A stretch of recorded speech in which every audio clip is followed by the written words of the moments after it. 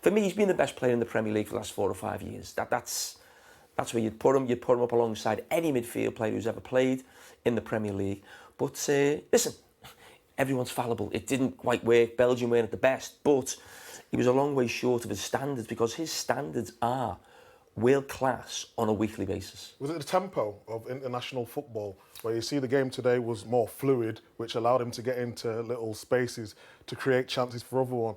I think sometimes at the World Cup, when people go with a low block, they couldn't find them spaces, and that's why we've seen a different De Bruyne today. That's maybe a good point, but I think at points, and it doesn't matter what player you're talking about, I would say 99% of every player plays better for the club than they do at international level, just because of the surroundings. They know exactly what their own manager wants, the link up between him and Haaland. Yes, he's played for Belgium a long time, I get that, but very few players match what they do for a club in an international shirt. So he's never going to be the De Bruyne that we see week in, week out in the Premier League, but he was still short of where he needs to be. And we can't make excuses, by the way, and sort of say that was Belgium's fault or Roberto Martinez's fault. This is one of the best players in world football.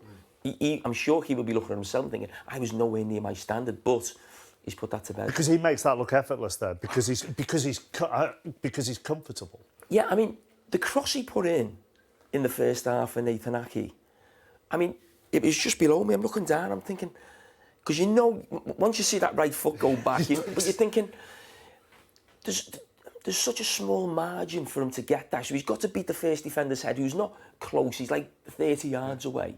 If he overhits it slightly, the second defender's then going to get his head on it. It's just, I don't think I've ever seen a player with a right foot in that position. And the one who comes to mind is Steven Gerrard, or Beckham maybe. Yeah.